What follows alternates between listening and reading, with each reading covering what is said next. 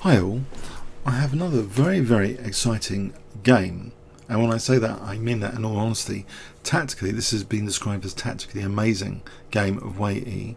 This was played in the 4th Danzhou Tournament in 2013, so he was already showing great talent in this particular game.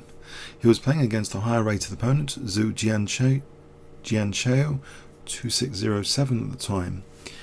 He kicked off with e4, and we entered into an open Sicilian, which is always a very fun battleground. Generally speaking, it's one of the more fun battlegrounds in chess, the Nidal variation, and we get this kind of English attack system where White is playing as though he's playing against the Sicilian dragon.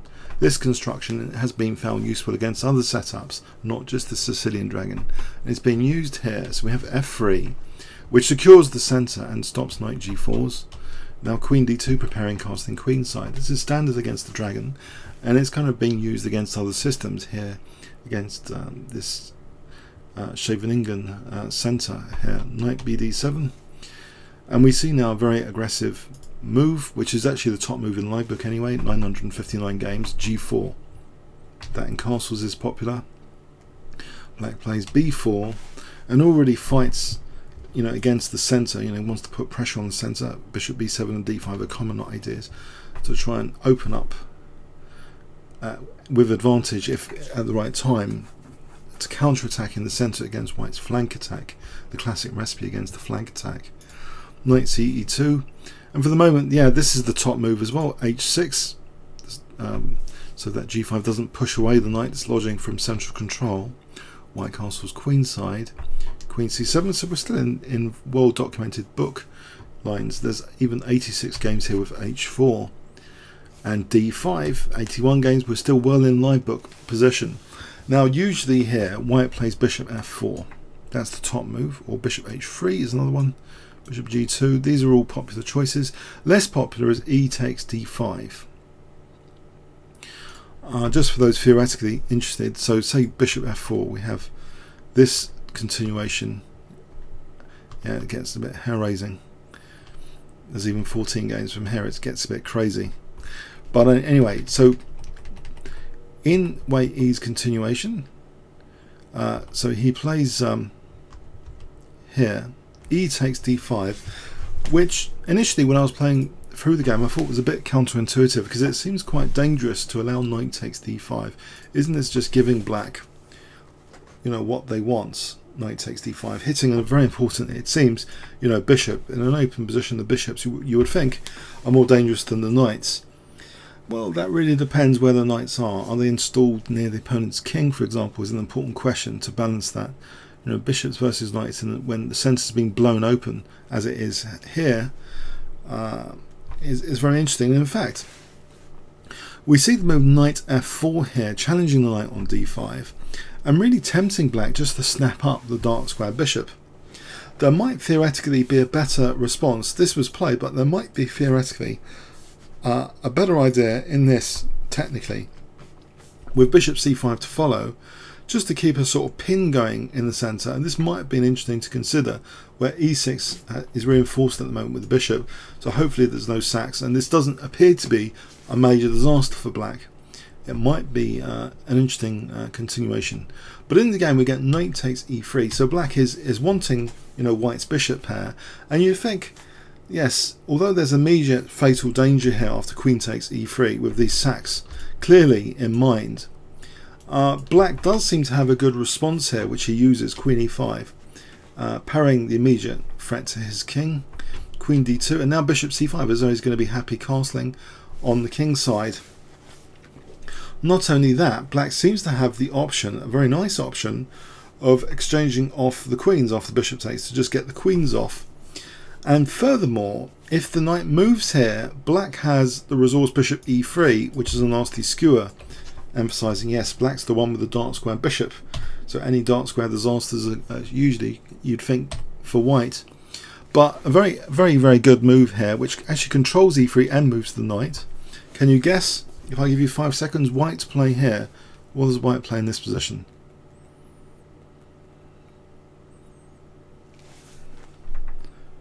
Okay, knight f5. It controls e3.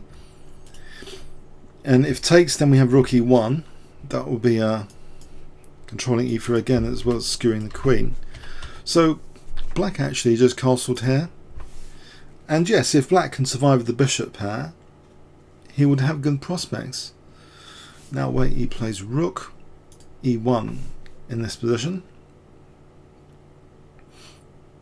Very interesting. And the queen goes back to b8. So it's keeping an eye on the f4 knight. Now, very, very interesting move. Very, very sharp and precise. Can you see what white plays here? If I give you 5 seconds.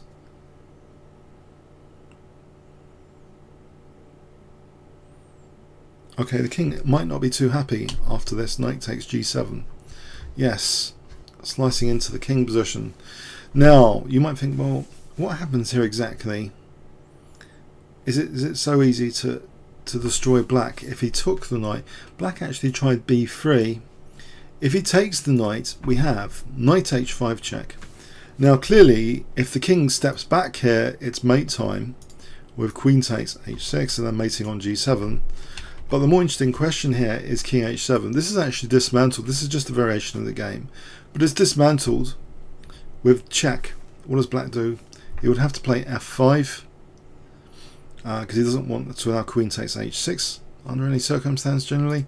But then rook takes e6 is crushing. You know, white's crashing through here. Say knight f6, white's getting the material back and more. The king is totally compromised here. Say for example like this, it's a disaster.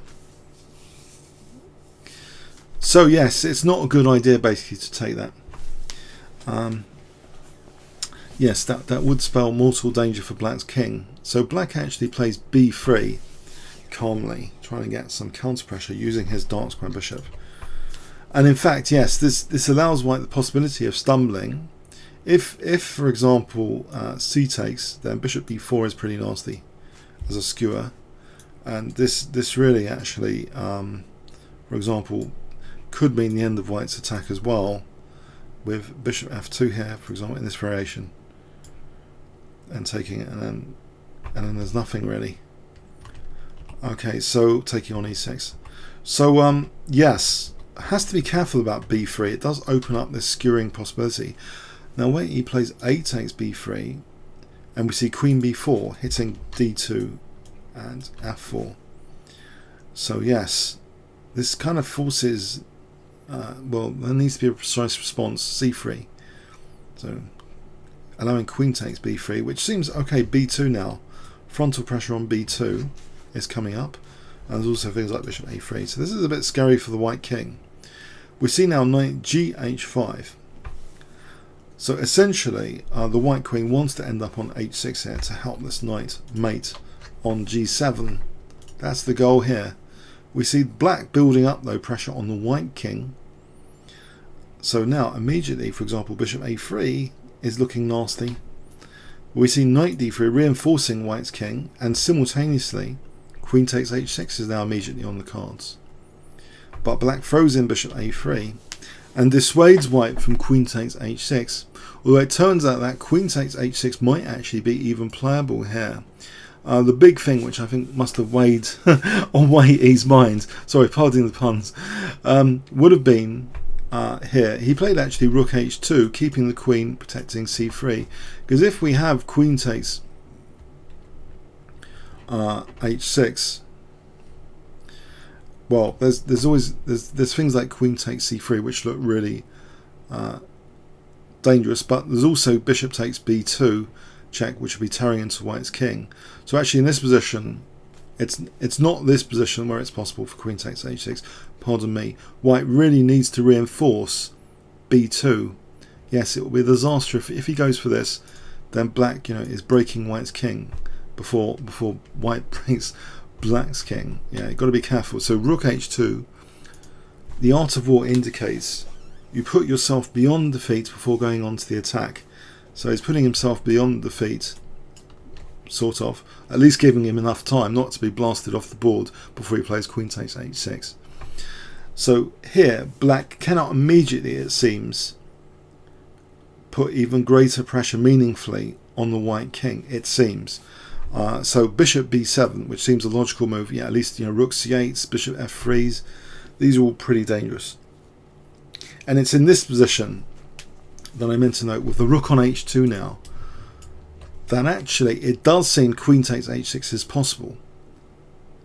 But actually king b1, again, kind of maybe trying to strengthen the position, was played.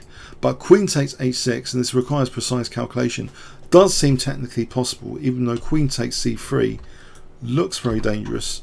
This position, which looks intensely dangerous, might actually be good for white after check. Rook takes b2.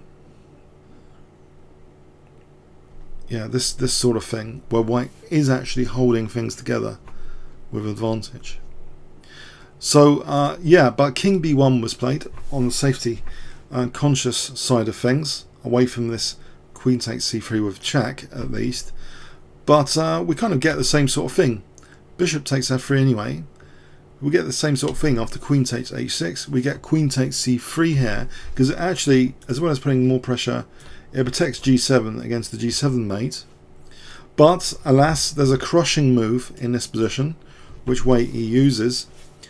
And yeah, there's no immediate way, it seems, for black to either mate or defend this after this next move. So this is at move 27. Can you guess the final, the crushing blow which encourages black to resign here? If I give you 5 seconds starting from now. White play.